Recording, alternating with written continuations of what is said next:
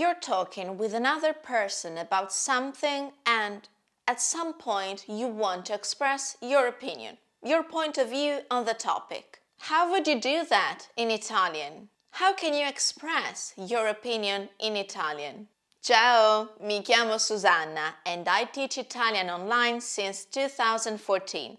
Benvenuto nel mio canale. I founded Arcos Academy, the online Italian school, to offer many ways to learn or improve your Italian. Private lessons, podcasts, videos, Accademia, that is a self-guided learning platform with video courses, books, guides, listenings, exercises. Feel free to browse by clicking on the links below. Let's go back to our video's topic. Today I'm going to teach you several ways to express your opinion in Italian. After this introduction, I'll talk entirely in Italian, my mother tongue. Do not be afraid. There are subtitles available if you need a little help to understand.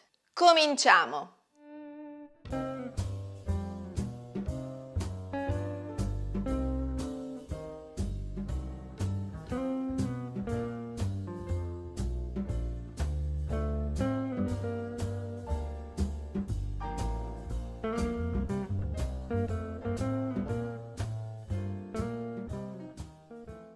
Ci sono diversi modi per esprimere in italiano il proprio punto di vista riguardo a qualcosa. Prima di elencarli e di farvi sentire la pronuncia di queste utili frasi italiane, vi ricordo di iscrivervi al canale e di attivare la campanella. Se trovate i miei contenuti utili e interessanti, vi chiedo di condividerli e far conoscere il canale ad altre persone che, come voi, vogliono imparare e migliorare la lingua italiana. Il passaparola è un modo semplice e gratuito di supportarmi. Quando c'è una conversazione, un dialogo tra due o più persone, è normale voler essere parte attiva nella discussione, voler dire la propria opinione su un argomento, su quello che si sta dicendo.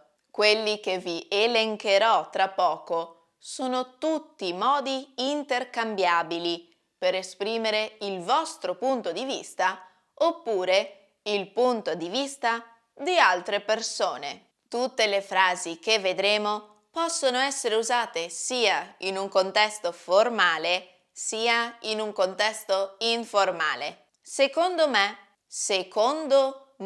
è uno dei più comuni.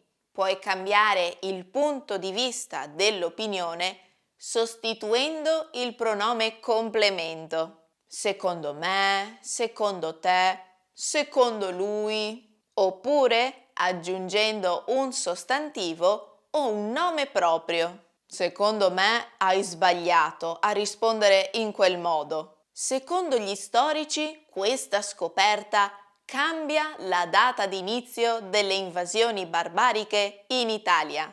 Per me. Questo è un altro modo di dire semplice e conciso. Anche in questo modo si può cambiare il pronome indiretto in base alla persona, oppure aggiungendo un sostantivo. Per la Chiesa cattolica i comportamenti razzisti sono da condannare. Dal mio punto di vista. Dal mio punto di vista. È una frase più lunga rispetto alle prime due opzioni, ma comunque molto comune nell'italiano di tutti i giorni. Se volete cambiare la persona, dovrete adattare l'aggettivo possessivo. Invece, nel caso voleste usare un sostantivo, il possessivo deve essere eliminato e la frase deve essere seguita dalla preposizione di più il sostantivo scelto. Dal punto di vista dell'economia nazionale, l'Italia ha passato periodi peggiori. A mio avviso. Anche in questa espressione il collegamento alla persona che esprime il proprio punto di vista è espresso dall'aggettivo possessivo. Ricordate di accordarlo nel caso voleste cambiare persona. A mamma non piace Pietro. A suo avviso è una persona subdola. A mio parere. A mio parere. Sinonimo della frase a mio avviso, l'espressione a mio parere segue la stessa regola relativa all'aggettivo possessivo. Perciò, se non vi ricordate gli aggettivi possessivi italiani, il mio consiglio è quello di fare un bel ripasso. In accademia, nel corso Italian First Steps, c'è un approfondimento proprio sui possessivi. Trovate il link per accedere all'Accademia in descrizione. Personalmente. Personalmente. È una delle opzioni che preferisco. Personalmente è una scelta abbastanza corta e non necessita di cambiamenti di genere o numero di aggettivi possessivi o verbi. Ovviamente, in quanto questo avverbio di modo specifica un punto di vista personale, può essere usato solo dalla persona stessa che parla in quel preciso momento. Che ne pensi di un viaggio in crociera, Lucia? Personalmente non mi attira. Penso che mi annoierei. Per quel che mi riguarda. Per quel che mi riguarda. Questa frase pone un limite chiaro. Notate che in questo caso il rapporto con la persona è espressa da un pronome complemento diretto. In alternativa si può eliminare il pronome diretto e aggiungere un sostantivo alla fine della frase. Per quello che mi riguarda, mio fratello può fare quello che vuole. Non sono il suo cane da guardia. Per quanto mi riguarda. Per quanto mi riguarda. È un'espressione sinonima a quella che abbiamo appena visto.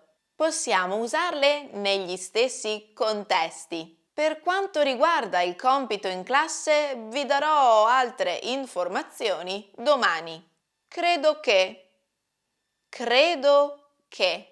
Possiamo esprimere il nostro punto di vista anche con i verbi. Credere è una di queste opzioni che dà un aspetto personale all'enunciato successivo. Credo che ci sia troppa indifferenza nella società. Non ci si aiuta più l'un l'altro. Penso che. Insieme a credere non possiamo non citare il verbo pensare. Fate attenzione perché questi due verbi richiedono una forma al congiuntivo poiché non dimostrano una verità oggettiva. Penso che il libro Anna Karenina sia un po' sopravvalutato. Ritengo che. Ritenere è un altro verbo che dona una sfumatura personale a ciò che viene detto dopo, perché significa proprio avere un'opinione su qualcosa. Ritengo che la tecnologia nel campo medico abbia fatto meraviglie. Dicono che, si dice che. Dicono che, si dice che. Può un punto di vista essere espresso da una persona non definita? Sì, perché potremmo voler trasmettere il punto di vista generale di un gruppo non preciso o non identificato di persone che magari non coincide con il nostro. In questi casi si può utilizzare la forma impersonale con i verbi che abbiamo appena visto e simili. Si crede, si pensa, si ritiene, si dice. Oppure si può utilizzare una terza persona plurale che può presentare un soggetto espresso oppure no. Dicono che la fine del mondo arriverà tra pochi mesi. Io ovviamente non ci credo. Ecco fatto. We have finished today's topic. What do you think? Was it interesting? As usual, leave me a comment to let me know your opinion. But do so using one of the Italian expressions you've just learned. Carissimi, io vi ringrazio per aver guardato questo mio video.